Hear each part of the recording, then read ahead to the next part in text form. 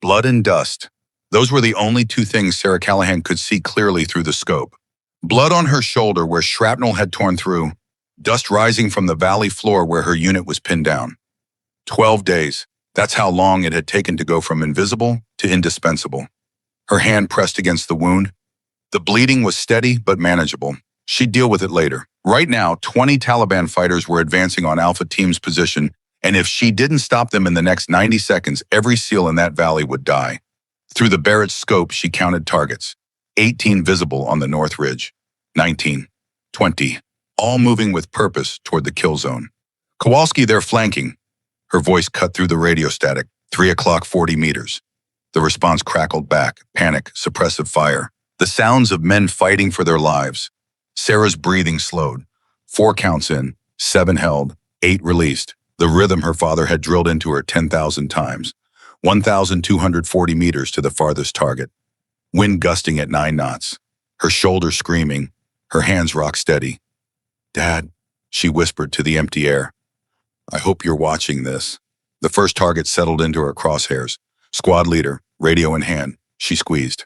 But that shot, the one that would change everything, was still 12 days away, 12 days earlier. The medical supply tent at Forward Operating Base Dwyer smelled like sterile gauze and regret. Sarah stood between shelving units, checking inventory for the 3rd time that morning. Not because it needed checking.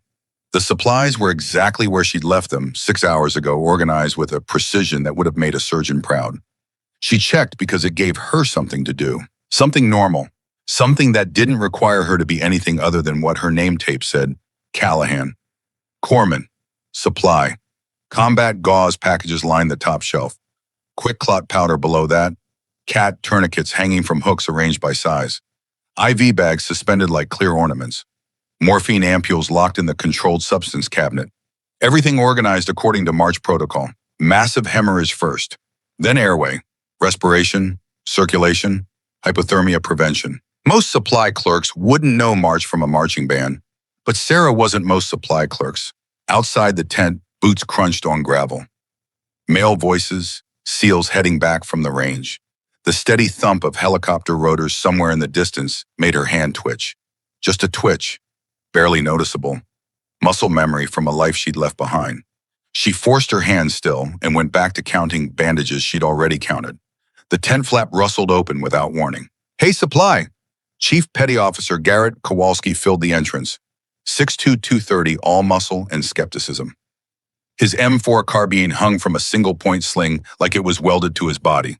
Dust covered his uniform from the range. Sarah didn't look up from her clipboard. "Corpsman Callahan, Chief." "Right."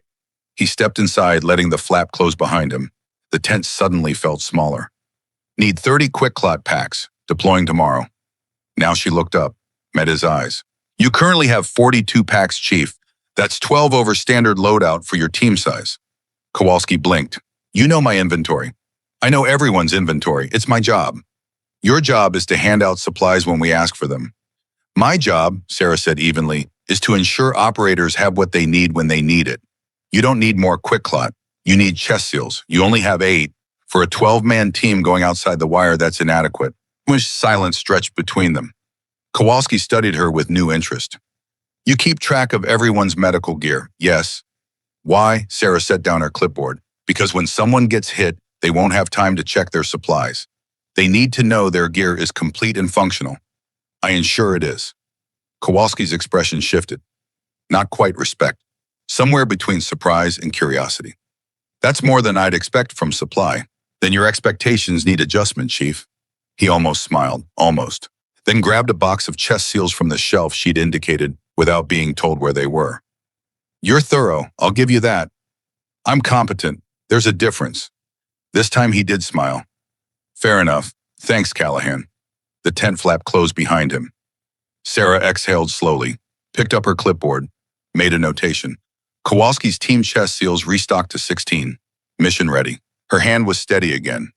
Good. Outside, the afternoon sun hammered down on FOB Dwyer like divine punishment. 108 degrees. Helmand Province in August meant heat that turned vehicles into ovens and made body armor feel like wearing a furnace. Sarah stepped out of the tent at 1400 hours, squinting against the brightness. The Hindu Kush Mountains rose in the distance, indifferent and eternal. That's when she saw the dress uniform. Rear Admiral Victor Brennan stood near the operations center, deep in conversation with the FOB commander. White summer uniform despite the heat, ribbons cascading down his chest, silver stars gleaming on his collar. He turned mid-sentence.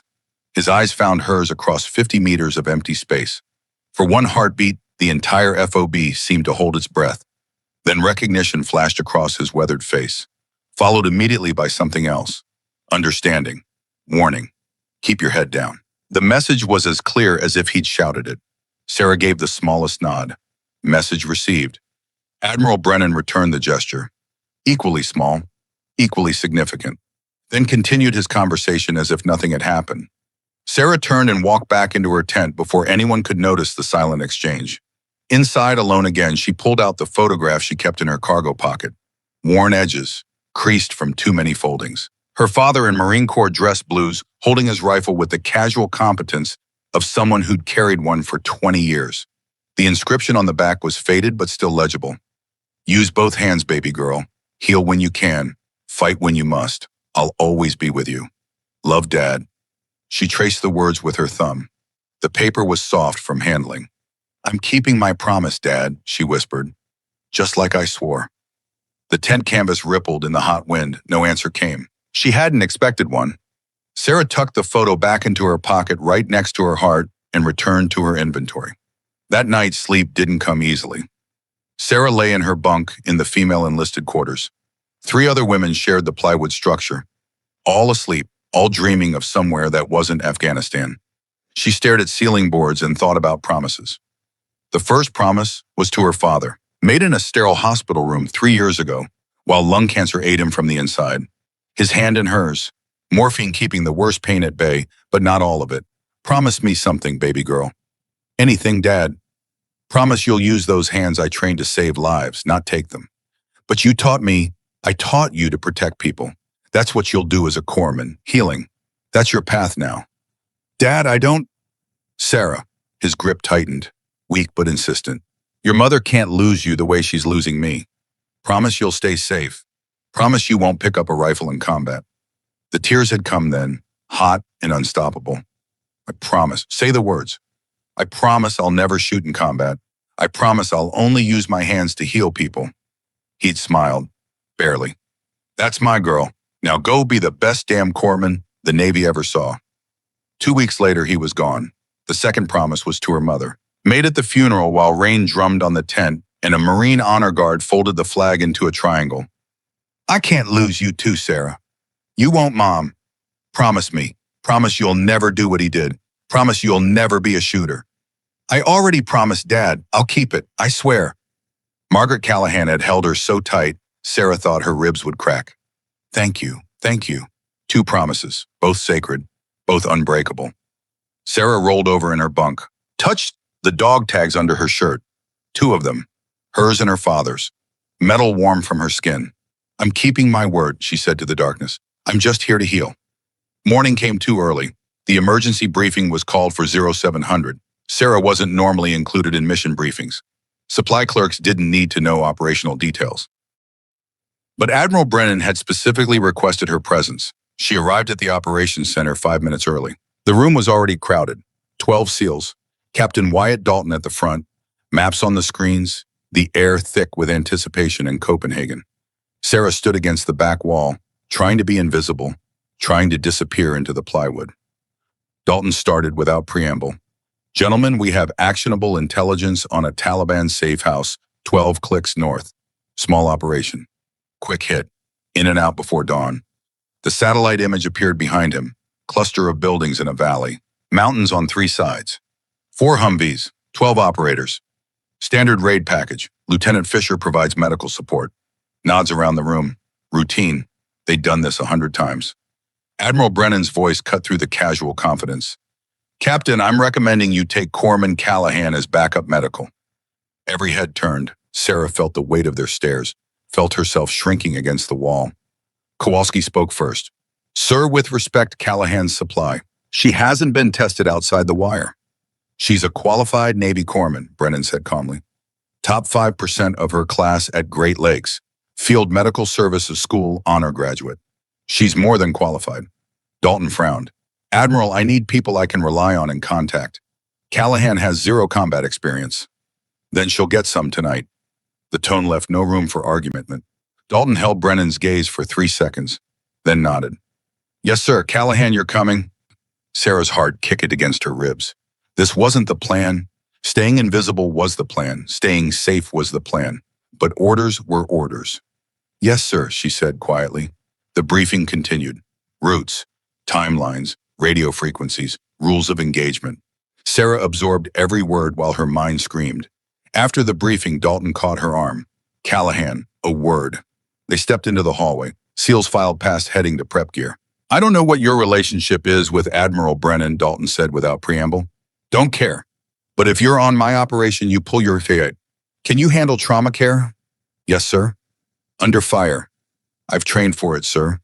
Training isn't the same as doing. I understand, sir. Dalton's pale blue eyes searched her face, looking for weakness, for doubt. You scared? Sarah met his gaze. Terrified, sir. Something flickered in his expression, almost approval. Good. Fear keeps you sharp. Just don't let it paralyze you. I won't, sir. You'll stay in the Humvee unless I specifically tell you otherwise. Fisher handles all medical. Your backup supplies. Nothing more. Clear. Crystal, sir? Good. Wheels up at 2200. Be ready. He walked away, leaving Sarah alone in the hallway with her racing heart and the weight of 2 promises pressing against her chest. The afternoon was preparation. Sarah worked in the supply tent alone, packing her medical ruck with methodical precision. Every item had a purpose. Every pocket had a priority. Side pouches first, cat tourniquets. 4 of them. The kind that could stop arterial bleeding in 20 seconds if you knew what you were doing. Which she did. Her father had made her practice tourniquet application until she could do it blindfolded one-handed while reciting the Constitution. If you can't do it half asleep and shot full of adrenaline, he'd said, you can't do it when it counts. Top pouch, vented chest seals for sucking chest wounds, the kind that killed in minutes without immediate treatment. Main compartment, combat gauze with hemostatic agents. Z-fold packed and ready.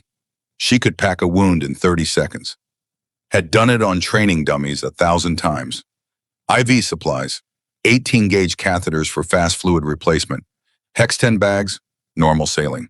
Pressure bags for rapid infusion. Needle decompression kit, 14-gauge needles for tension pneumothorax. Second intercostal space mid-clavicular line. She knew the anatomy like her own name. Surgical airway kit, cricothyrotomy equipment, for when nothing else worked and someone was dying from a blocked airway. Morphine, fentanyl, pain management mattered. Suffering mattered, 45 pounds when she finished. She lifted the ruck, testing the weight, adjusted straps. It sat properly on her small frame, weight distributed across hips and shoulders. The tent flap opened. Petty Officer First Class Riley McKenzie stepped inside. 31, red hair, sharp green eyes that noticed everything. Heard you're rolling with us tonight. Apparently. First time outside the wire. Yes. Mac moved closer, watching Sarah's hands as they continued organizing gear. You pack like you've done this before. I haven't. Your hands say different. Mac picked up one of the tourniquets, examined it. This is positioned for immediate access. Side pocket, right where your hand naturally falls. That's not luck. That's training. Sarah didn't respond, just kept packing. You ever treat a gunshot wound? Mac asked. On dummies. Not the same. I know. Mac set the tourniquet down carefully. Keep your head down tonight. Do what Dalton says, you'll be fine. That's the plan. Good. Mac headed for the door, then paused. Callahan. Yeah. That ruck. It's organized exactly like Fisher's. Same system, same priorities, same muscle memory positioning. Mac's expression was unreadable. Makes me wonder what else you learned that you're not talking about. She left before Sarah could respond. Sarah stood alone, looking at her perfectly organized medical gear and wondered how long she could keep her secrets. The M4 carbine came next. Every operator going outside the wire carried one. Sarah checked the weapon she'd been issued with hands that moved automatically. Magazine out. Chamber clear. Bolt lock back. Field strip. Upper receiver separated from lower. Bolt carrier group removed. Charging handle out. Her fingers knew the sequence. Muscle memory from 10,000 repetitions. She inspected each component. Checked for fouling, for wear. For anything that could cause a malfunction when it mattered. 18 seconds to strip it. 17 to reassemble. Function check. Trigger pull. Safety selector. Magazine insertion. Bolt release. Perfect. Sarah froze, looking at her hands on the rifle. Those weren't the hands of a supply clerk. They were the hands of someone who'd been handling weapons since age 12. Someone whose father had made her field strip rifles until she could do it in her sleep. Someone who'd promised never to use those skills in combat. She set the rifle down carefully, stepped back. "I'm just carrying it for protection," she told the empty tent. "That's all, just protection." The tent canvas offered no absolution. At 2100 hours, she stood beside Humvee 3 with her medical ruck and rifle, watching the team conduct final checks. Lieutenant Nolan Fisher appeared beside her.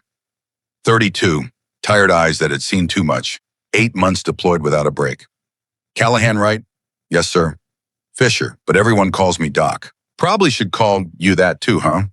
Sarah shook her head. "I'm supplies, sir. You're the Doc. Admiral says you're top of your class, honor graduate." "I did well in school, sir." "Modesty," Fisher smiled. "Refreshing. Look, I'm primary medical.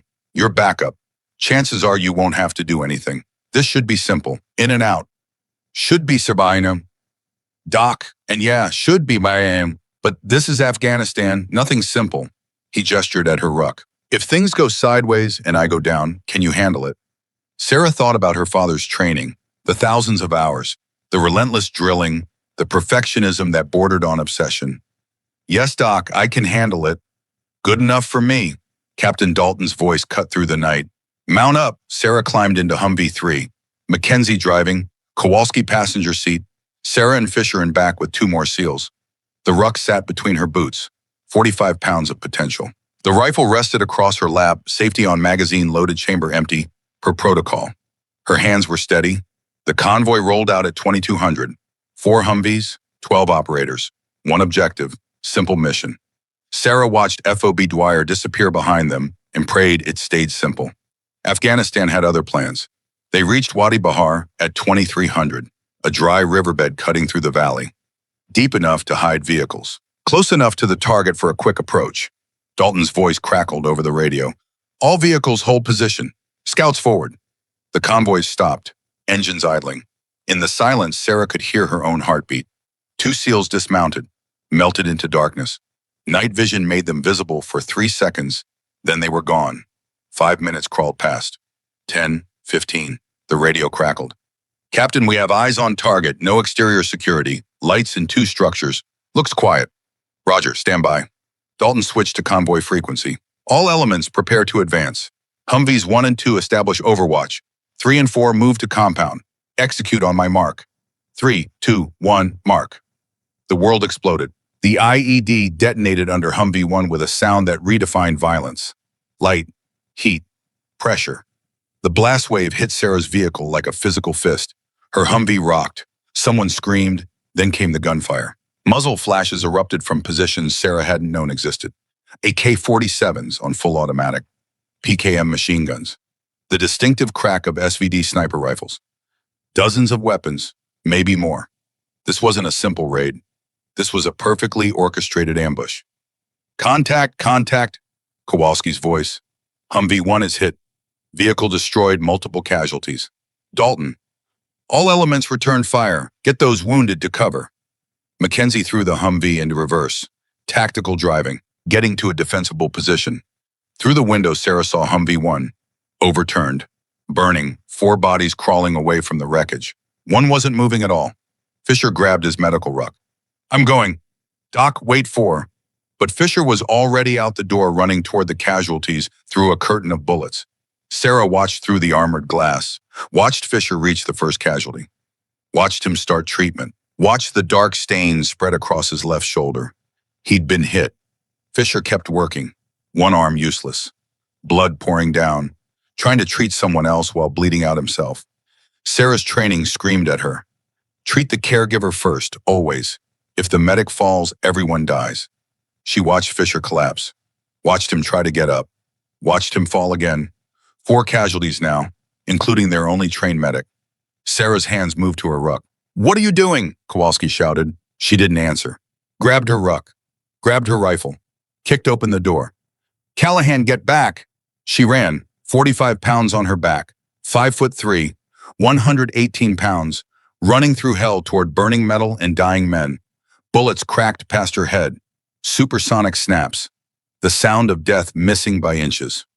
She didn't stop. Fisher first. She dropped beside him. Shrapnel wound, left shoulder, arterial involvement. He was bleeding out fast. Callahan, what? Get back! Shut up and let me work. Her hands moved with practiced speed. Cat tourniquet from the side pouch. High on the upper arm, 2 inches above the wound. Windlass rod through the slot.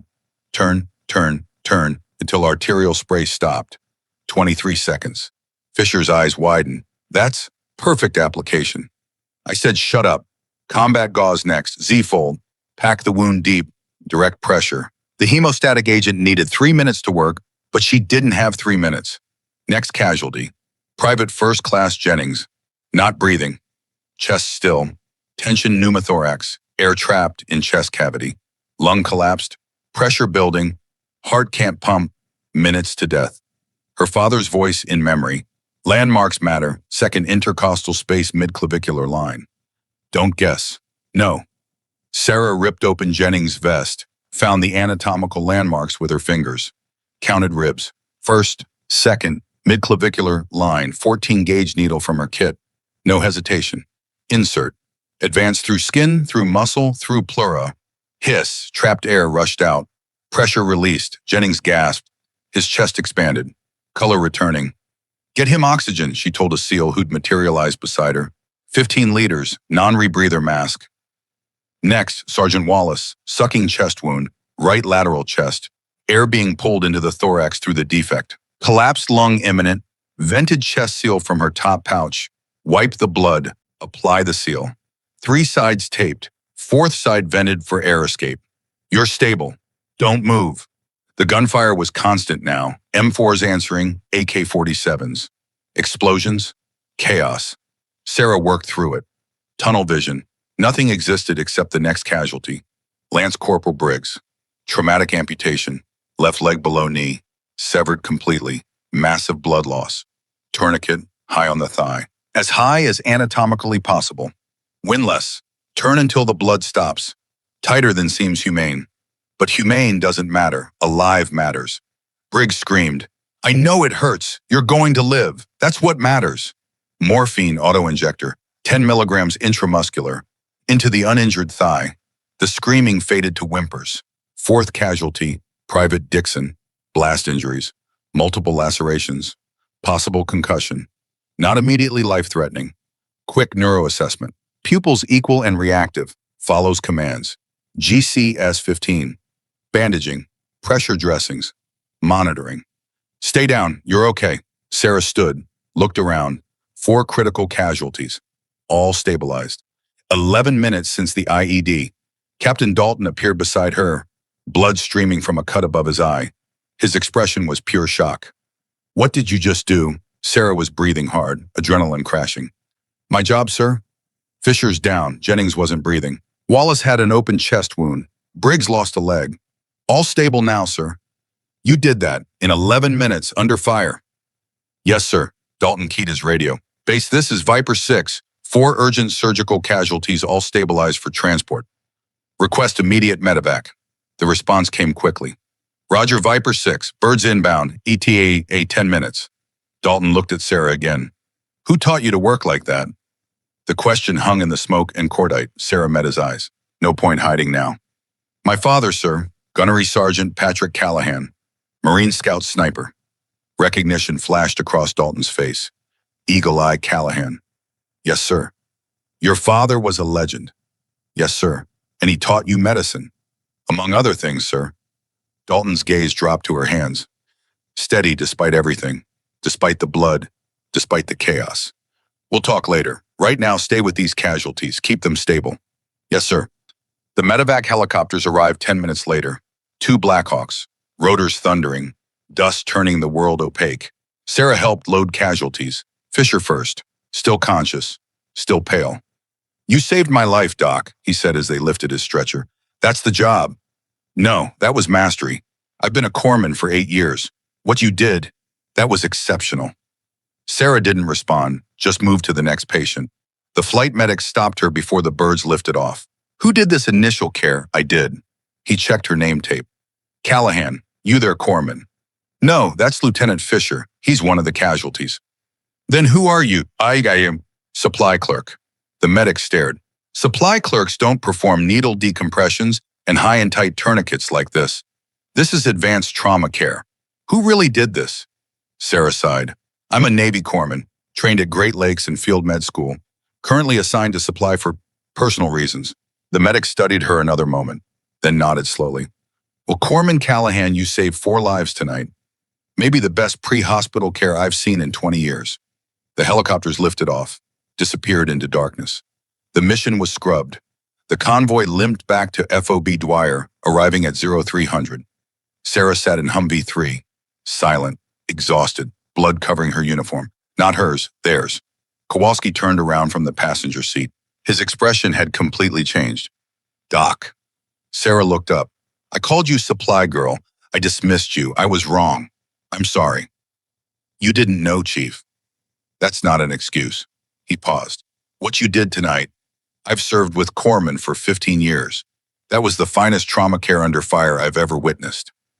Mackenzie spoke from the driver's seat. Where did you really train? Great Lakes Naval Station, Field Medical Service School at Lejeune. And your father taught you the rest? Not a question. Sarah answered anyway. Yes. The radio crackled. Dalton's voice from the lead Humvee. Callahan, when we get back, you and I are having a very long conversation. Yes, sir. The Humvees rolled through the darkness toward the FOB. Sarah touched her father's dog tag under her blood-soaked uniform. I didn't shoot, Dad, she whispered. I kept my promise, just healing, that's all. But somewhere in the back of her mind, a question formed that she didn't want to answer. What happens when healing alone isn't enough? The FOB gates opened. The convoy rolled through. Sarah knew her invisible days were over. Chief Kowalski turned around one more time. Doc, I saw that photo in your tent, your old man with his rifle. Sarah tensed. Tomorrow, Kowalski continued quietly, we need to talk about what else he taught you. The Humvee parked. Sarah climbed out with her bloody ruck and unused rifle. And she knew that soon, very soon, someone would ask her to break her promise. The question was, would she dawn came to FOB Dwyer in shades of copper and ash? Sarah stood outside the medical tent, watching the sun climb over the Hindu Kush. She'd spent the night cleaning equipment that was already sterile, reorganizing supplies that didn't need reorganizing, anything to keep her hands busy, anything to avoid thinking about the blood. At 0730, a runner found her, young private, nervous eyes. Corman Callahan, Captain Dalton wants to see you now. Sarah wiped her hands on her trousers. They were clean, had been clean for hours. She wiped them anyway. Lead the way. Dalton's office was plywood and determination. Barely big enough for a desk, 2 chairs, and the weight of command. Maps covered every wall. Radio equipment hummed like mechanical breathing. Dalton sat behind the desk. He looked like he hadn't slept. Probably hadn't. Sit down, Callahan. Sarah sat. For 30 seconds, Dalton just looked at her. Those pale blue eyes that had seen too much and judged everything. Then he spoke. I contacted the Combat Support Hospital this morning. All 4 casualties are stable. Fisher keeps his arm. Jennings is breathing independently. Wallace's lung is reinflated. Briggs is being flown to Landstuhl for a prosthetic fitting. That's excellent news, sir. The head surgeon said something interesting. He said whoever did the pre-hospital care had skills he'd rarely seen. Perfect procedures, 0 mistakes. Lives saved by competence under impossible conditions. Sarah waited. He assumed Fisher did it. I told him Fisher was one of the casualties. Dalton leaned forward. So I need you to tell me the truth. What's your real background? No point in lies now. Navy corpsman, sir, Great Lakes Naval Station. Graduated in the top 5%. Field Medical Service School at Camp Lejeune, top 2% there. Skills like that don't get assigned to supply. I requested supply, sir. Dalton's eyebrows rose. You requested it? Yes, sir. Why would someone with your training request a non-medical position? Sarah's hand moved to her dog tags. Unconscious gesture she couldn't suppress. Personal reasons, sir. And the rifle skills, your father was Patrick Callahan. I looked him up. Eagle Eye, Marine Scout Sniper, 157 confirmed kills over 2 tours. A legend. Yes, sir. Did he train you? From age 12 until he got sick. 5 years of training, sir. Why did you stop? Sarah's jaw tightened, the old grief rising. Lung cancer. He died 3 years ago in a VA hospital. Before he passed, I made him a promise. What kind of promise? That I would use my hands to save lives, not take them. Understanding settled over Dalton's face. So you became a corpsman? Yes, sir. And you avoid situations where you might have to shoot? Yes, sir. I serve. I heal. I don't kill. Dalton nodded slowly, stood, walked to the map on the wall, stared at it for a long moment. Admiral Brennan knows all this. He served with my father for 7 years, sir. He was at the funeral. He knows everything. And he assigned you here, to a forward operating base in a combat zone. At my request, sir, I wanted to serve where I was needed. I just wanted to serve as a healer, not a warrior. Dalton turned back to face her. Callahan, I'm going to be direct. What you did last night was extraordinary. 4 critical casualties. Under fire, under pressure, perfect execution. I was doing my job, sir. No, Dalton's voice hardened. Your job is supply clerk. What you did was function as an elite combat medic. There's a difference. He moved back to his desk, placed both hands flat on the surface. Fisher's out for at least 6 weeks. Shoulder surgery. We need medical support. Someone who can do what you did. Someone I can trust when rounds are flying and people are dying. Sarah's chest tightened. Sir, effective immediately, you're redesignated. Combat medical support. You'll maintain supply duties when possible. But when we go outside the wire, you're our corpsman. Sir, I'm not sure that wasn't a request, Corpsman Callahan. That was an order. Yes, sir. Dalton's expression softened fractionally.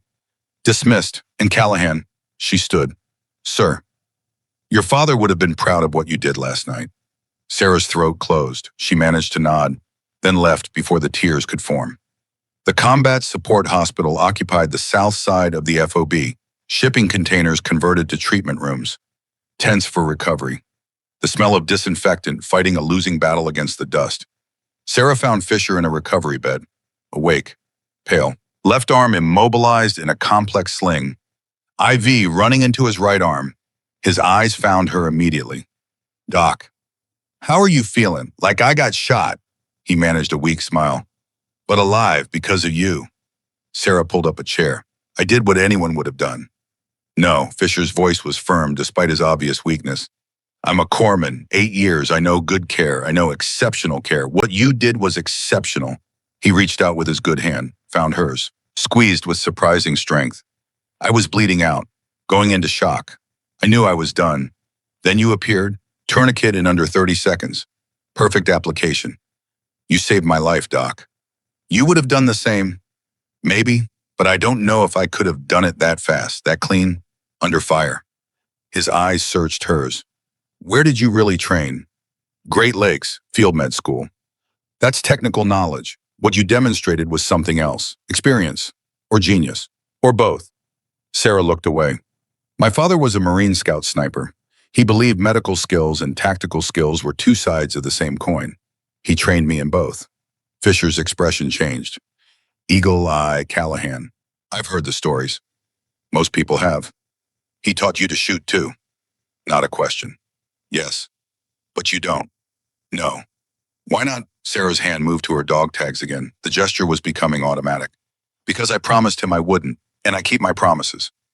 Fisher nodded, released her hand. Well, whatever promises you made, I'm grateful you were there. I owe you my life, Doc. If you ever need anything, and I mean anything, you ask. Just focus on healing. That's all I need. Fair enough. He paused. Thank you for saving me.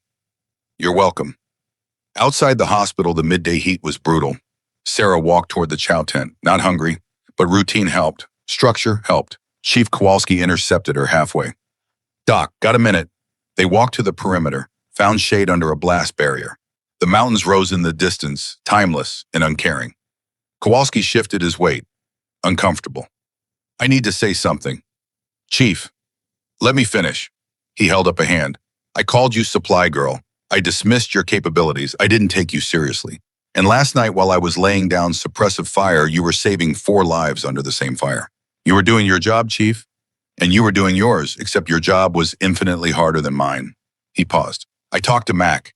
She said you field stripped an M4 in 35 seconds last week. Like you'd done it 10,000 times. Sarah's stomach dropped. And I saw that photo, your old man with his rifle, and I put it together. Kowalski met her eyes. He didn't just teach you medicine, he taught you to fight. Sarah stayed silent. You don't have to confirm it. I can see it in how you move, how you check corners, how your hands fall to positions on your rifle even when you're not thinking about it. You've had professional training. Chief, I'm not going to push. If you don't want to shoot, that's your call. I respect it. He adjusted his rifle. But I want you to know something. If things ever get bad enough that you need to break whatever promise you made, we've got your back. All of us. Sarah's throat tightened. I appreciate that. Call me Garrett. We're past formalities. He started to walk away, then stopped. One more thing, Doc. Last night you ran through gunfire to reach us. No hesitation. That takes a special kind of courage.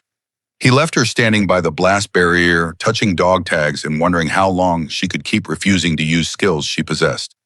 2 days passed in a new routine. Sarah still managed supply, but now she also attended tactical briefings, reviewed medical protocols, trained with the team. The SEALs treated her differently, with respect, with acceptance, but also with curiosity. They'd seen her use one hand, the healing hand, and they wondered about the other. The emergency briefing came at 2200 hours, third night after the ambush. Every operator at FOB Dwyer assembled, Sarah included. No questions. She was part of the team now. Captain Dalton stood at the front. His expression was grave.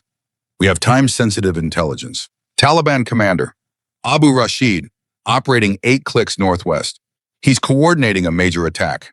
The satellite image appeared. Different compound, different valley, same mountains. Rashid is planning an ambush on a supply convoy scheduled to move day after tomorrow. Route 611. 43 Marines in that convoy. Silence in the room. Everyone understood. 43 lives. We need to eliminate Rashid before the convoy moves. Mission window is 36 hours. Dalton clicked to the next slide. Problem. Petty Officer Daniels broke his collarbone in a training accident this morning. He's our designated marksman. He's out. More silence, heavier now. I've requested a replacement sniper from Kandahar. They can't get anyone here in time. Dalton's jaw tightened. Without Overwatch, this mission is significantly more dangerous. But 43 Marines will die if we don't act. Admiral Brennan stood from the back of the room. May I, Captain? Dalton nodded. Brennan moved to the front. His eyes found Sarah, held her gaze. There's another option, but it requires someone to step far outside their comfort zone. Sarah's heart began to hammer. 3 years ago, I served with Gunnery Sergeant Patrick Callahan, one of the finest marksmen the Marine Corps ever produced. Before Patrick died, he did something remarkable. He trained his daughter. The room shifted, all eyes turning to Sarah. From age 12 to 17, 5 years of intensive training, she qualified expert marksman in civilian competitions. 98th percentile nationally. Her father told me personally that by age 16 she was a better natural shot than he was. Brennan's voice filled the room. Patrick's daughter is here. Corpsman Sarah Callahan. 2 nights ago she saved 4 lives with medical skills that surgeons called exceptional. Tonight I'm asking her to use the other skill her father taught her. Dalton spoke carefully. Admiral, with respect, Callahan hasn't fired a weapon in combat. This is an extremely difficult shot. 875 meters. Variable wind, at night. That's asking a lot from someone with 0 combat shooting experience. I'm aware of the difficulty, Captain. I'm also aware that 43 Marines will die without this shot. Silence. Sarah stood. Every eye tracked her movement. Permission to speak, sir. Brennan nodded. Before my father died, I made him a promise that I would never shoot in combat, that I would use my hands only to save lives, not take them. The silence was absolute. But if this mission fails, 43 Marines die tomorrow. 43 people with families, futures, lives ahead of them. Sarah's voice steadied. If I don't take this shot, I'm choosing to let them die. That's not healing. That's cowardice hiding behind a promise. She looked at Brennan, then at Dalton. I need to call my mother, sir. I need to tell her I'm breaking my word, and I need her to understand why. Brennan's expression softened. You have 1 hour, Corpsman. Use it well. The satellite phone connection was terrible. Static, delay. But Margaret Callahan's voice came through clearly enough. Sarah, honey, what's wrong? You sound upset. Mom, I need to tell you something, and I need you to listen. Of course. What is it? I'm going to break the promise I made to Dad, the one about never shooting. Silence on the line, then a sharp intake of breath. Oh, sweetheart. There are 43 Marines who are going to die tomorrow if I don't do this. I can make a shot nobody else here can make. But if I do it, I break my word. To Dad, to you, to myself. Static crackled. Sarah's eyes burned. Mom, are you still there? I'm here, baby. I'm thinking about what your father would say. He made me promise. He made you promise because he was dying and terrified. Terrified that you'd follow him into combat and never come home. Terrified that I'd lose you the same way I was losing him. Margaret's voice cracked. But your father didn't train you for trophies, Sarah. He didn't spend 5 years teaching you to shoot so you could win medals. He trained you to protect people, to save lives. That's what shooting was always about for him. But I promised. I know what you promised, and I'm the one who made you swear it. After the funeral, when I was drowning in grief and fear. Margaret's voice strengthened. But I was wrong, sweetheart. I was trying to keep you safe by keeping you small, by making you hide your capabilities. Tears streamed down Sarah's face. Mom, make the shot. Save those Marines. Your father isn't disappointed. He's proud. And so am I. Are you sure? I've never been more certain of anything in my life. Your dad always said it, remember, heal when you can, fight when you must. I remember. Then fight, baby. Those Marines need you. And when you make that shot, know that your father is right there with you, guiding your hand, just like he always did. The line went dead. Sarah sat in the communications tent, crying silently until the tears ran dry. Then she wiped her face, stood, walked back to the operations center. Admiral Brennan was waiting outside. Did you make your call? Yes, sir. And Sarah met his eyes. How far is the shot? Brennan's expression shifted. Pride, respect, something almost like relief.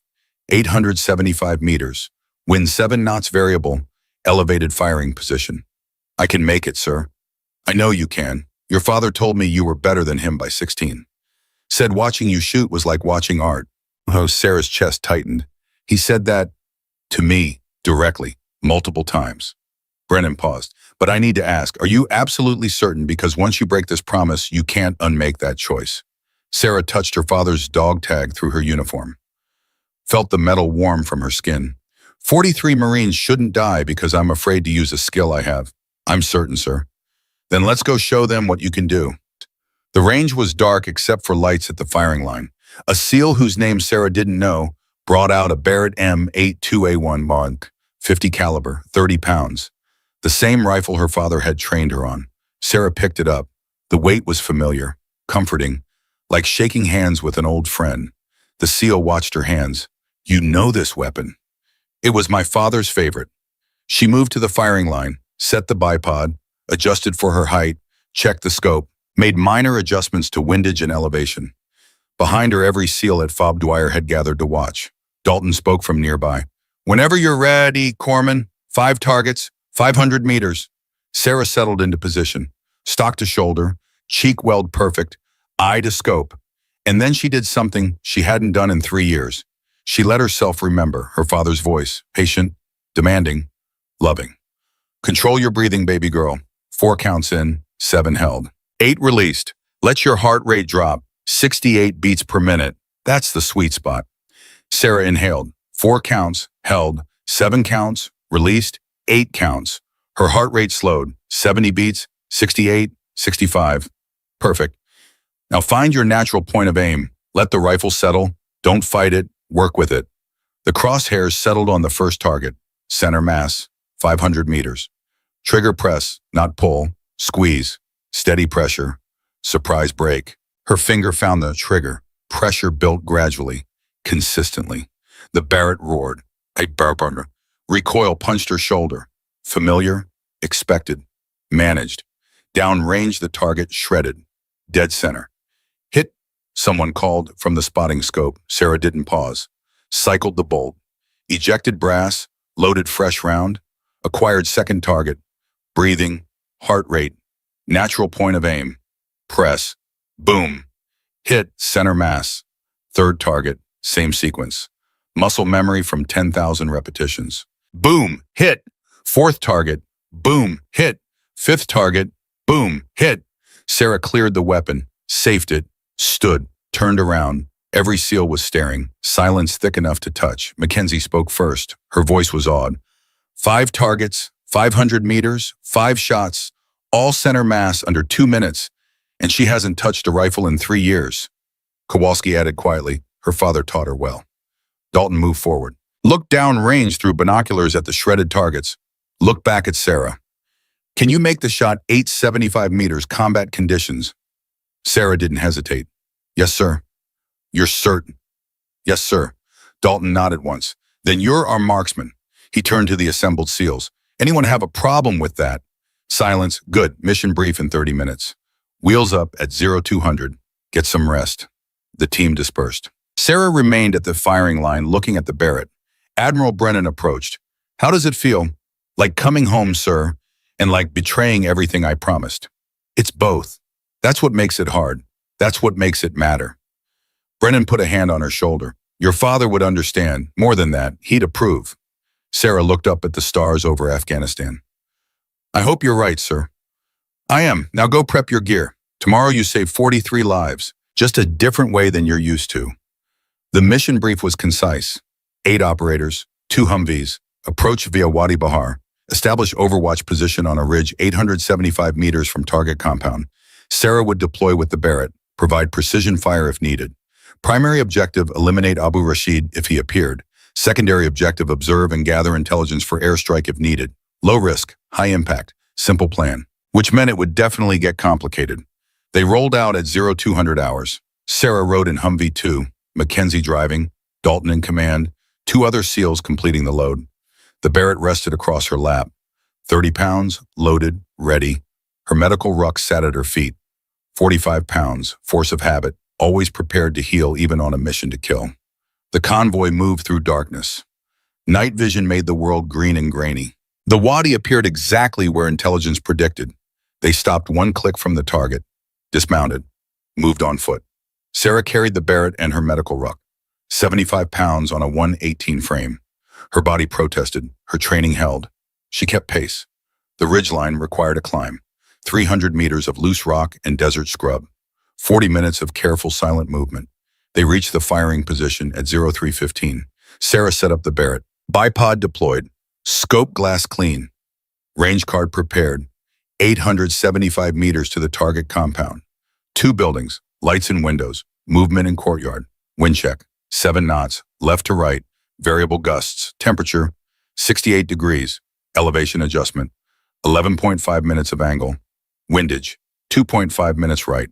All the mathematics her father had drilled into her, all the physics, all the art disguised as science. Target compound in sight, Dalton whispered into the radio. Establishing overwatch. Base response. Copy, observe, and report. Sarah settled in, idoscope, watching, waiting, breathing slowly. 43 minutes passed, then movement in the courtyard. A man stepped into view. Tall, bearded, satellite phone to his ear. Possible target, one of the SEALs whispered. Sarah tracked him through the scope. He moved to the second-floor window, stood framed by interior light. Confirm target ID, Dalton ordered. Another SEAL checked reference photos. That's him, that's Rashid. Dalton keyed his radio. Base, we have positive identification. Request permission to engage. Seconds stretched like hours. Permission granted. Eliminate the target. Dalton looked at Sarah. Can you make it? Sarah's heart rate was 72, higher than ideal. She controlled her breathing. Brought it down. 68. Perfect. Yes, sir. Wind. 7 knots. Steady. Compensated. Take the shot. Sarah's finger moved to the trigger. Everything her father taught her flowing through muscle memory.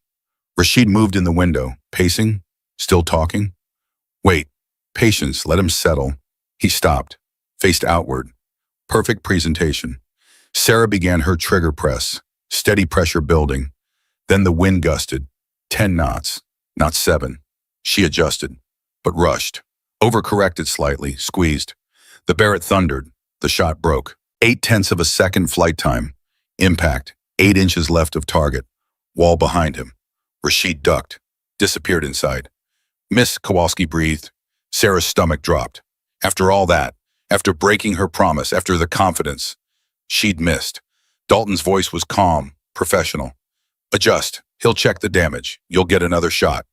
Sarah was already moving, cycling the bolt, ejecting brass, loading fresh round, her father's voice in memory. First shots fail sometimes, baby girl. Equipment, wind, adrenaline. Doesn't matter why. What matters is the second shot. Stay calm, trust your training, make it count. Wind check. The gust had passed. 7 knots, steady again, heart rate. 75 now, adrenaline from the miss. She forced it down. Breathing, control, 68. 12 seconds elapsed. Rashid reappeared, checking the bullet impact on the wall, probably thinking it was random harassing fire. Sarah centered the crosshairs. Wind compensation, elevation, everything perfect this time. No rush, no overcorrection, just training, just breathing, just a shot. She pressed the trigger. The Barrett spoke. This time she knew. Before the bullet arrived, she knew. 0.8 of a second. Impact. Through the scope, she watched Rashid drop. Center mass, instant. Hit, Dalton confirmed. Target down. Radio crackle from base. Ground team confirms kill. Target neutralized. Outstanding shooting. Sarah safed the weapon, sat back from the scope. She'd done it. Broken her promise. Killed a man. Used skills her father taught her for their intended purpose. Her hands started shaking. Delayed adrenaline release. Kowalski put a hand on her shoulder. Hell of a second shot, Doc. First one wasn't your fault. Wind changed. Second was perfect. Mackenzie crouched beside her. You okay? I just killed someone. You just saved 43 Marines who would have died tomorrow. Sarah stared at her hands, the same hands that had saved Lieutenant Fisher, that had performed needle decompressions, that had applied tourniquets under fire, the same hands that had just ended a life. My father always said it, she whispered. Heal when you can, fight when you must, use both when you have to. Mackenzie squeezed her shoulder. Now you understand what he meant. The convoy returned to FOB Dwyer at 0600. Dawn painted the mountains pink and gold. Word had already spread. The supply girl had made the shot. 875 meters. At night, second shot perfect after the first missed. SEALs gathered as the Humvees parked. Watching, waiting. Admiral Brennan stood at the center. Formal, official. Corpsman Callahan front and center. Sarah dismounted, walked to him, came to attention. Brennan's voice carried across the assembly area. At 0347 this morning, Corpsman Callahan eliminated a high-value target. Abu Rashid, Taliban commander. 875 meters. One shot, one kill. Murmurs rippled through the crowd. Some of you know Corpsman Callahan as a supply clerk. Some know her as the medic who saved 4 lives under fire 3 days ago. Today, you'll know the whole truth. He gestured Sarah forward. She stood beside him, small, exhausted, carrying the weight of a broken promise, and 43 saved lives. Corpsman Callahan is the daughter of Gunnery Sergeant Patrick Callahan, Marine Scout Sniper, Eagle Eye, 157 confirmed kills, a legend in the special operations community. The crowd shifted, recognition spreading. Patrick trained his daughter from age 12 to 17. She qualified expert marksman, 98th percentile. When Patrick died 3 years ago, Sarah promised him she would never shoot in combat, that she would use her skills only to heal. Brennan's voice rose. Last night, she broke that promise, to save 43 Marines who would have been killed in an ambush on Route 611. She made the choice to use skills she'd sworn never to use again. That's courage. That's integrity. That's what makes a true warrior. He turned to Sarah. Your father isn't disappointed. He's proud, not just of the shot, of the choice, of understanding when healing alone isn't enough. Sarah's eyes burned. She refused to let the tears fall. Not here. Not now. Brennan faced the assembly again. Gunnery Sergeant Callahan taught his daughter something fundamental, that the best warriors don't choose between healing and fighting. They integrate both. They use whatever skill the situation requires. The entire FOB came to attention. Brennan saluted Sarah. Formal, precise, respectful. She returned it. Fighting the tears, fighting the grief, fighting the pride. The assembly saluted. 200 personnel, showing respect to the small woman who'd been invisible 2 weeks ago. When the salute dropped, Kowalski stepped forward. Doc, 2 weeks ago, I called you supply girl. I didn't see you, didn't respect you, didn't understand you. His voice cracked. You saved my teammate. Then you saved 43 people you've never met. And you did it by breaking a promise that meant everything to you. I was wrong about you. Completely. And I'm sorry. He extended his hand. Sarah shook it. Thank you, Garrett.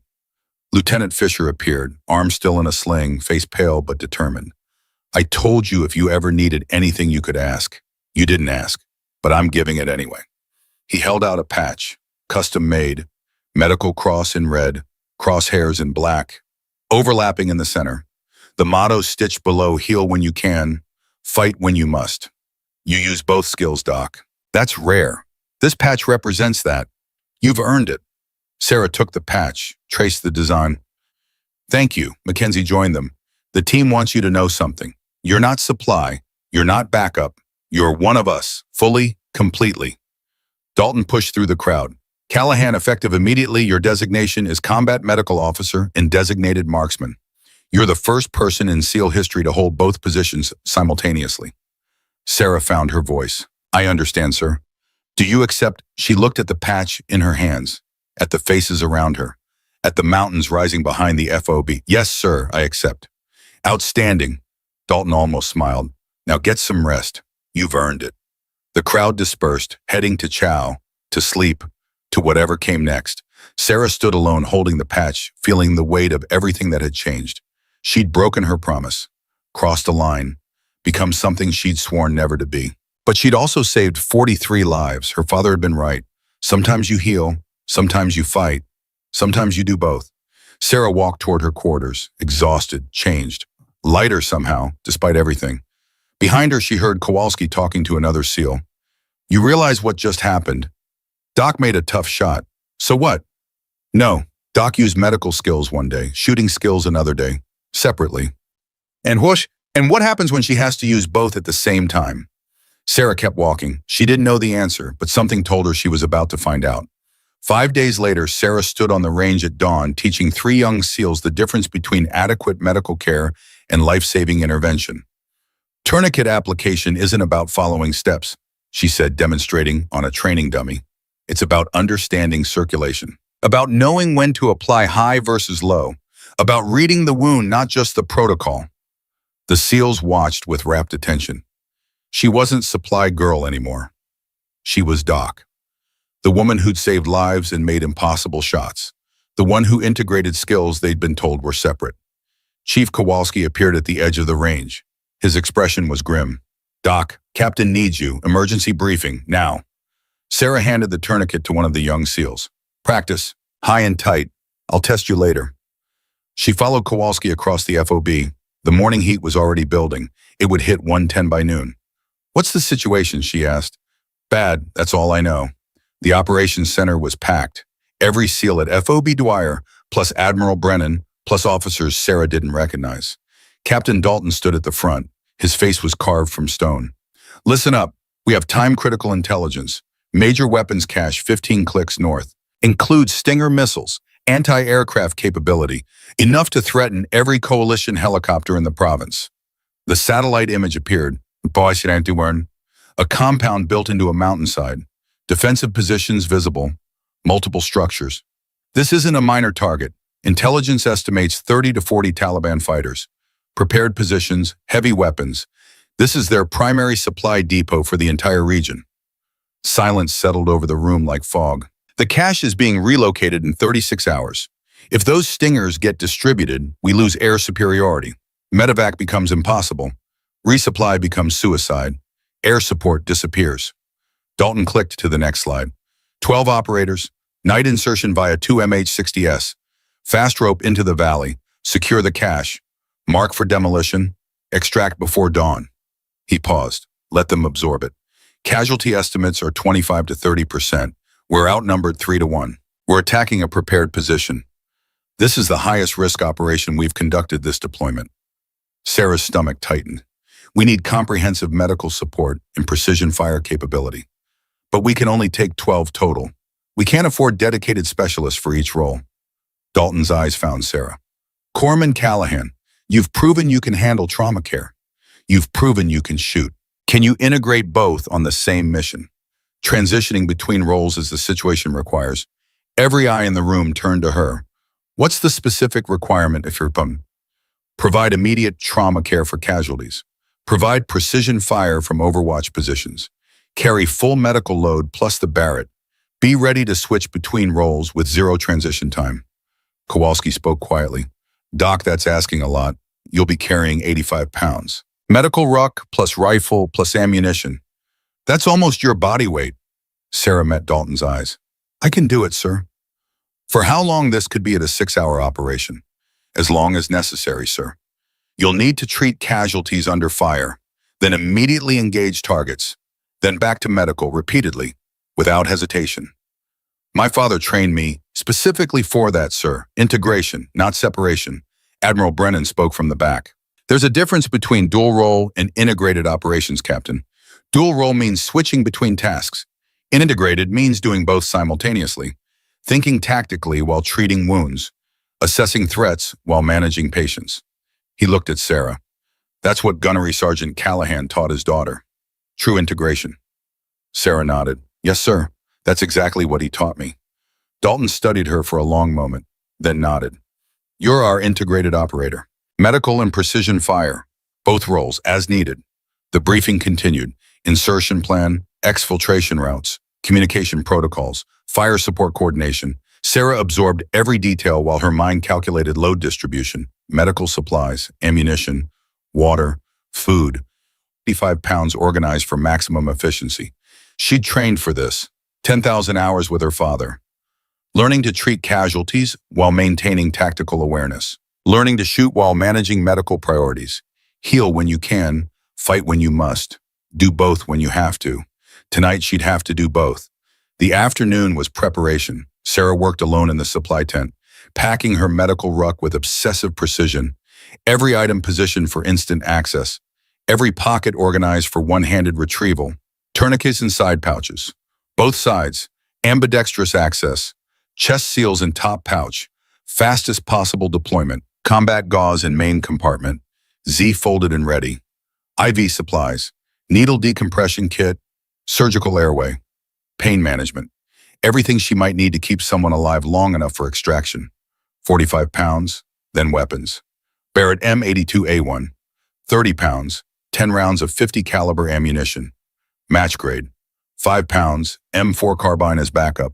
6 magazines, 5 pounds, total weight 85 pounds. Sarah lifted it all, adjusted the ruck, slung the Barrett, carried the M4. Her body screamed protest. Her training held firm. She walked 20 meters, turned, walked back. Mackenzie appeared in the doorway.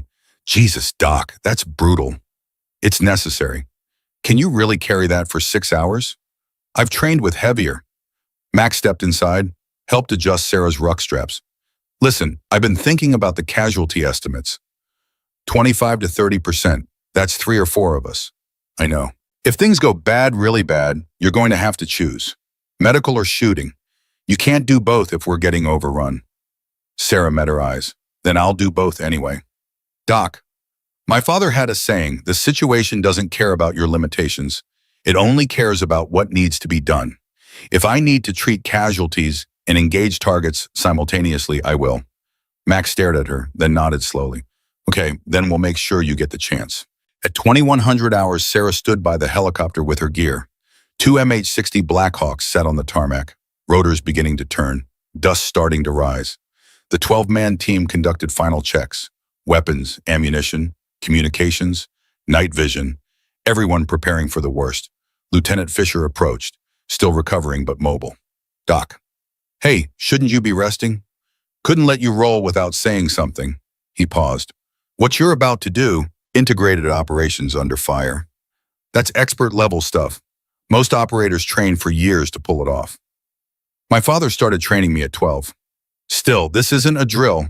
This is real, and if things go sideways, I know, I'll handle it. Fisher studied her, then pulled something from his pocket. Another patch, identical to the one he'd given her before. Medical cross and crosshairs. Keep this one on you, for luck. Sarah took it. Thank you. Bring everyone home, Doc. Both hands. Both hands, she agreed. Captain Dalton's voice cut through the rotor noise. Mount up! Sarah climbed into Bravo Bird, found her seat between Mackenzie and Kowalski. 3 other SEALs filled the remaining positions. The ruck pressed against her back. The Barrett rested between her knees. The M4 across her lap. 85 pounds of capability and responsibility. The helicopter lifted off at 2200 hours. 2 birds, 12 operators, 1 objective. Sarah touched her father's dog tag through her uniform. Both hands, Dad, just like you taught me. The flight took 18 minutes across darkness. Inside the helicopter, no one spoke. The crew chief gave hand signals. 5 minutes, 3 minutes, 1 minute. Sarah's heart rate climbed. 80 beats, 85, 90. She controlled her breathing, brought it down. 72, better. The crew chief signaled 30 seconds. Landing zone ahead. Dark valley, mountains surrounding. The compound invisible in the darkness, but present in the green glow of night vision. 10 seconds. The door opened. Wind roared inside. 5 seconds, the helicopter flared. Nose up, tail down. Landing. Go, go, go. Sarah followed Mackenzie out. Boots hit dirt. 85 pounds crushed down. Her knees wobbled. She locked them straight. Alpha Bird landed 200 meters away. Dalton's team dismounting. Both helicopters lifted immediately. Disappeared into darkness. 12 SEALs stood alone in hostile territory. Dalton's voice over the radio. All elements, rally point, move. They moved through darkness, night vision painting the world in shades of green. The compound was 400 meters north. Intelligence said light resistance at night. The RPG proved intelligence wrong. It came without warning, smoke trail visible through night vision. Heading straight for Sarah's position.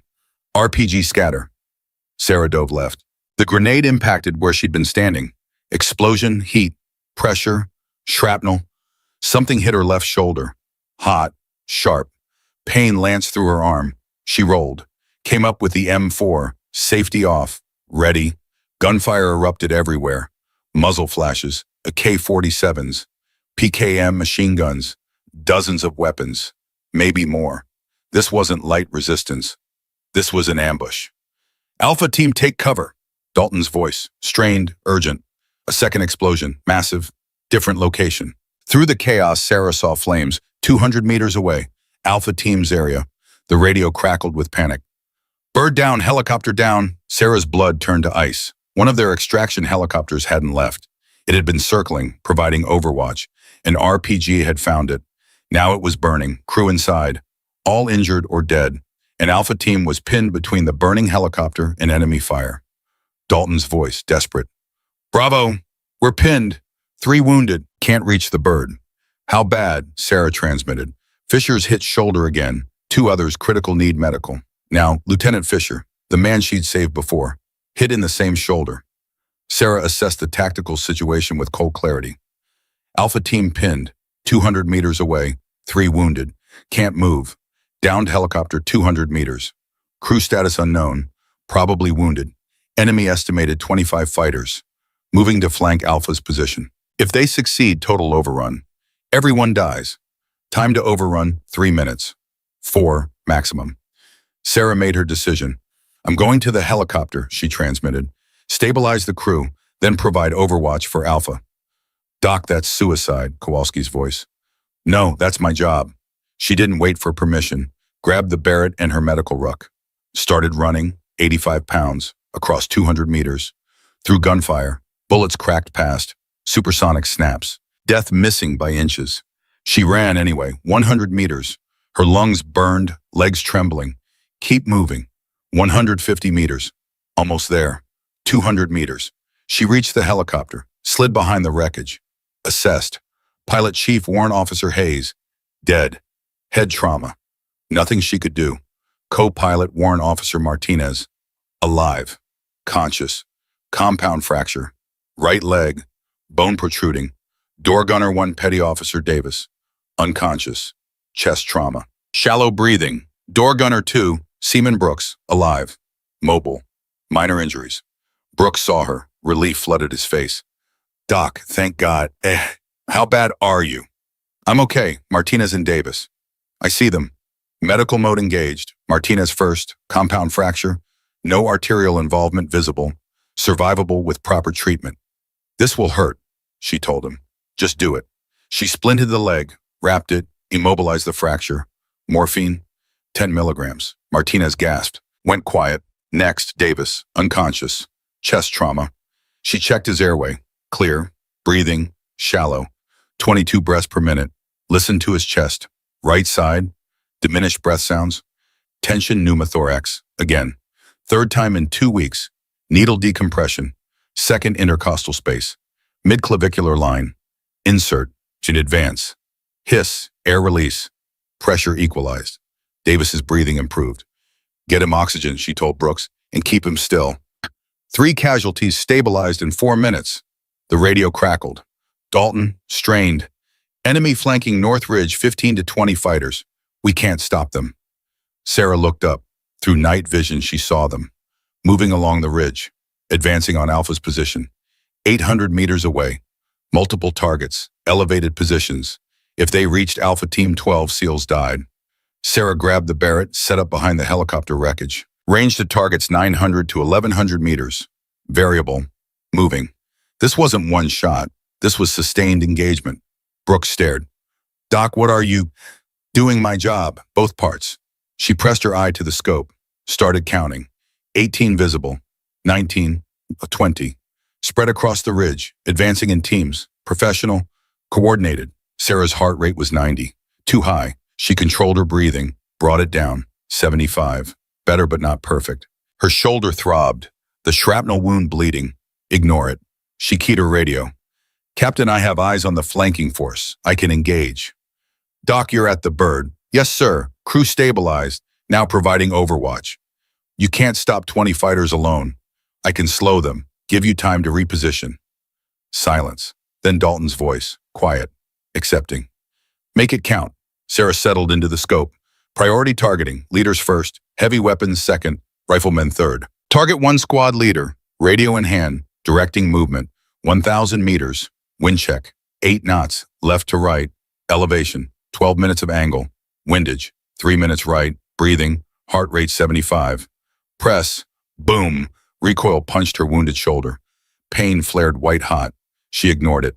Downrange. Target dropped. Cycle the bolt. Eject brass. Load fresh round. Target 2 heavy machine gunner.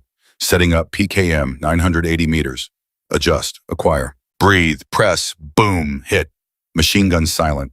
The enemy force scattered. Taking cover. Confused about the sniper's position. Sarah didn't give them time to think. Target 3 RPG operator. Kneeling. Preparing to fire at Alpha Team. 1,050 meters. Lead the target. Compensate for movement. Press. Boom. Hit. RPG operator down. Rocket unfired. She kept shooting. Target 4, 5, 6, 7. Methodical. Mechanical. Each shot calculated. Each shot mattering. Her shoulder was agony now. Blood soaking her uniform. Ignore it. Keep shooting. Target 8 fighter with radio. Calling for reinforcements. 920 meters. Boom. Hit. Target 9 sniper positioning on ridge. 1,240 meters. This was the shot. The impossible one. Maximum range. Variable wind. Wounded shooter. Moving target. Sarah remembered her father's voice.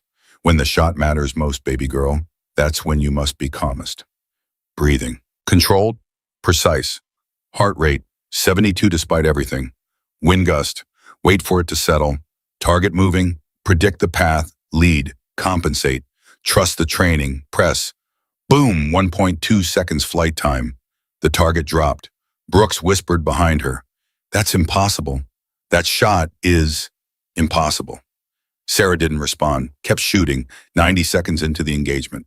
12 targets down.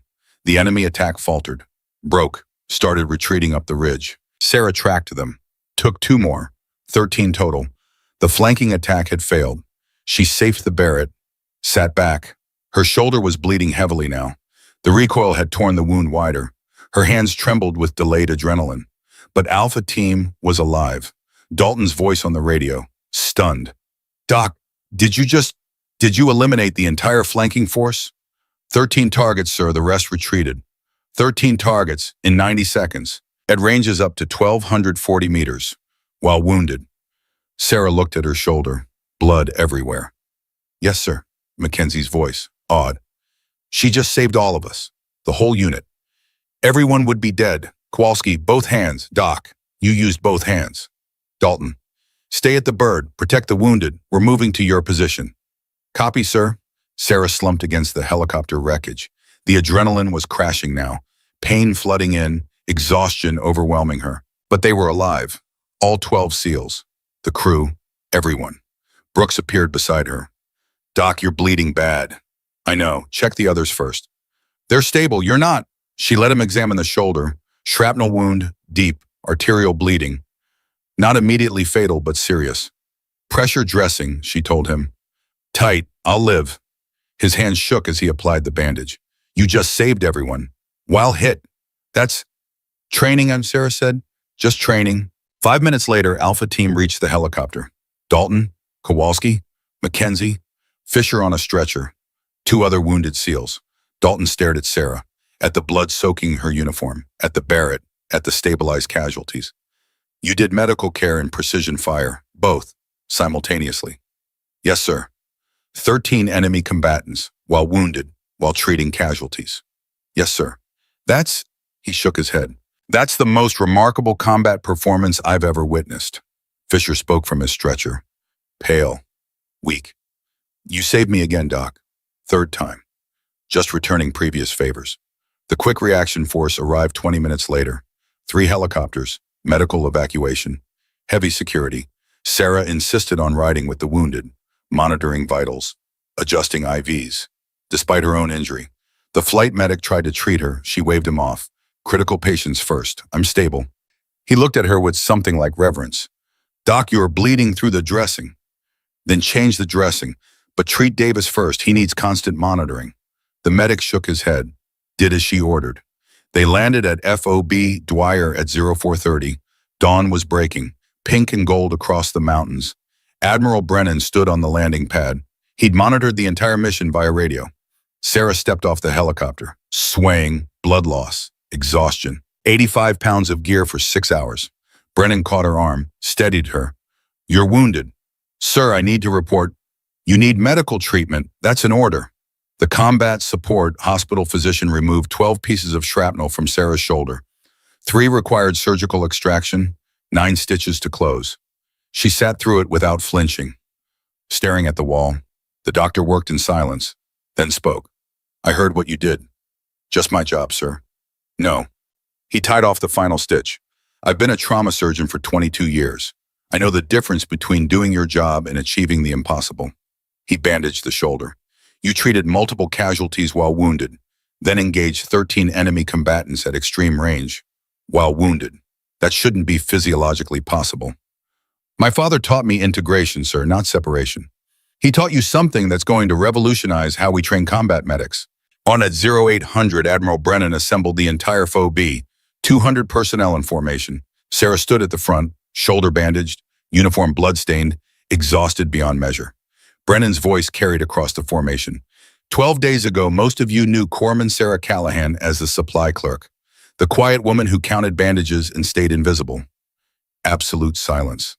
10 days ago, she saved 4 lives during an ambush. Trauma care that surgeons called exceptional. He paused, let them absorb it.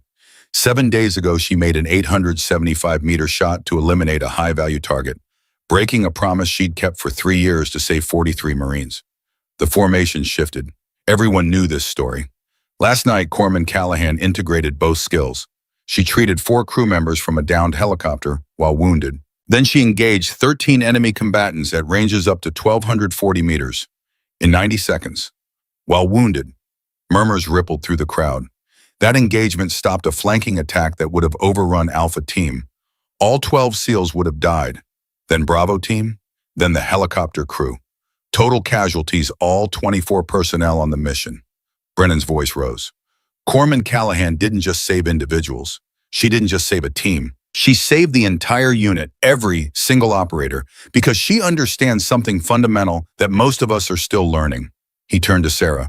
The best warriors aren't specialists. They're integrators. They don't choose between healing and fighting. They assess what's needed and do it, with whatever skills the situation requires. The formation erupted. Applause. Cheering. SEALs who never showed emotion were shouting. Kowalski stepped forward, tears streaming down his face. 12 days ago, I called you Supply Girl. Today, I'm telling you that you're the finest operator I've ever served with. Period. And I will spend the rest of my career trying to be half as good as you. He saluted, formal, precise, respectful. Sarah returned it, her own tears finally falling. Fisher appeared on crutches. 3rd time wounded, Third time saved by the same woman. Doc, you've saved my life 3 times. I owe you everything. We all do. Mackenzie hugged her. You're not just one of us. You're better than all of us. The formation dissolved into congratulations. SEALs surrounding her, thanking her, some crying. Sarah stood in the center, overwhelmed, changed, complete. She'd used both hands, integrated skills she'd been told were separate, proven that healing and fighting weren't opposites, but complements, just like her father taught her. 6 months later, Naval Special Warfare Center, Coronado, California. Sarah stood at the front of a classroom. Sunlight streaming through windows, ocean visible in the distance. 24 students sat in rows. Navy corpsmen, Army medics, Air Force pararescue. Young faces, eager eyes. The future. Behind her, the whiteboard read Integrated Combat Medicine. Instructor HM1 Callahan. Good morning, she began. I'm Petty Officer First Class Sarah Callahan. Some of you know my story. Most of you probably don't. That's fine, because this course isn't about me. It's about teaching you to integrate skills that most people think are separate. She clicked to the next slide.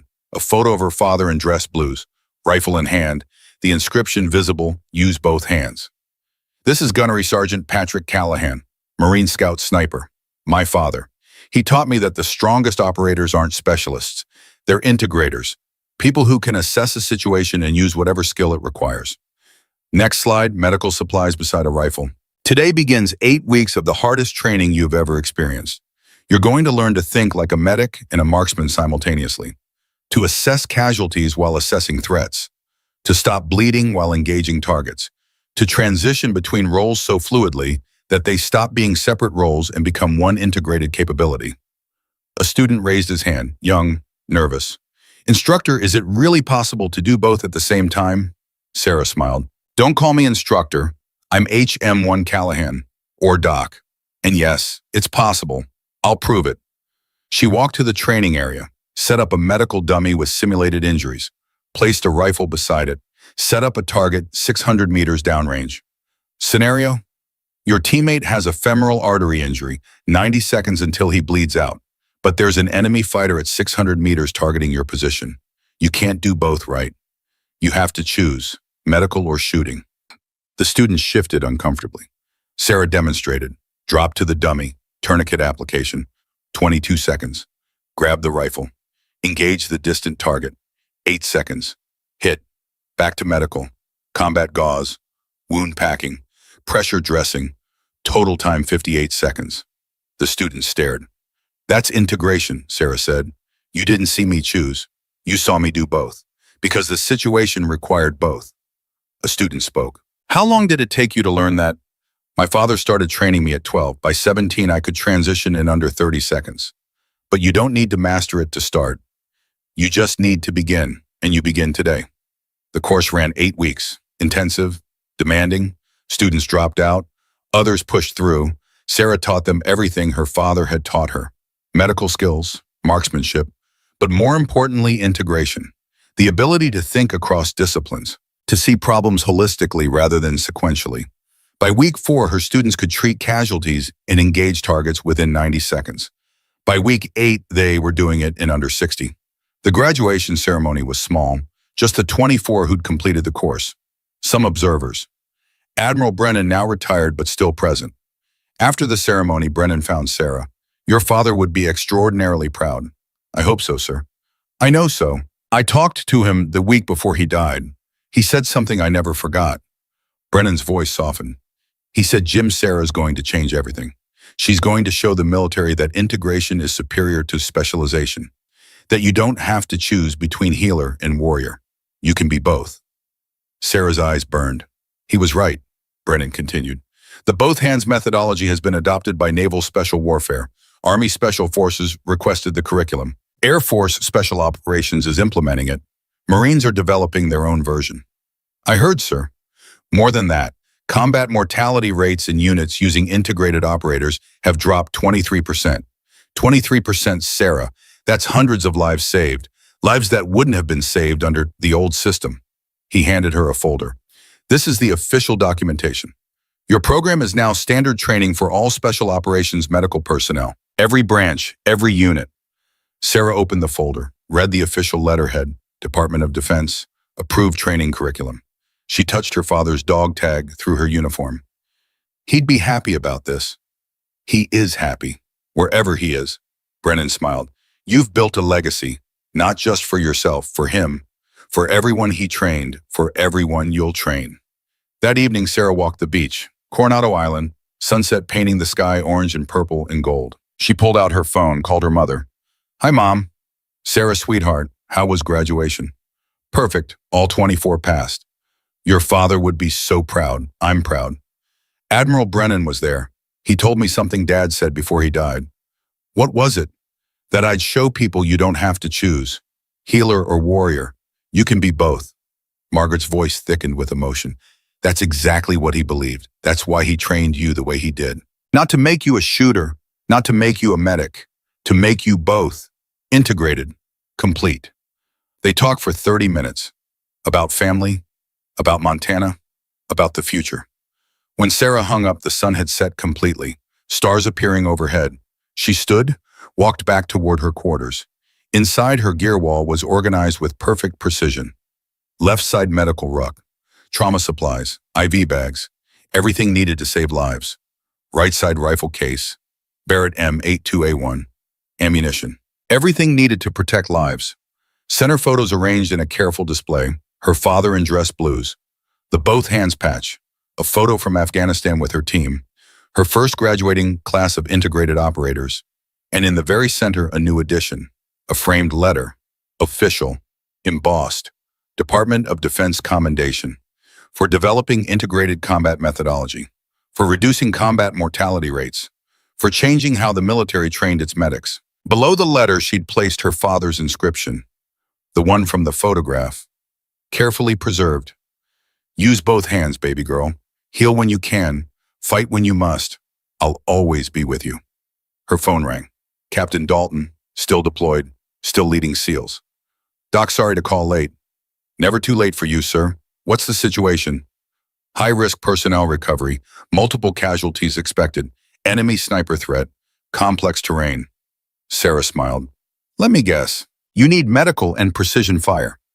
Both hands, Doc. Can you be wheels up in 2 hours? Sarah looked at her gear wall, at her father's photo, at the legacy they'd built together. 1 hour, sir. I'm always ready. That's why you're the best. Airfield at 2200. Sarah grabbed her medical ruck from the left side of the wall, grabbed her rifle case from the right side, both hands, just like her father taught her. She walked to the door, paused, looked back one more time at the photos. Her father's image seemed to smile in the dim light. I understand now, Dad, she said quietly. It was never about choosing. It was always about integration, about being complete, about using every skill I have to serve. She touched her dog tags one final time. Both hands, always both hands.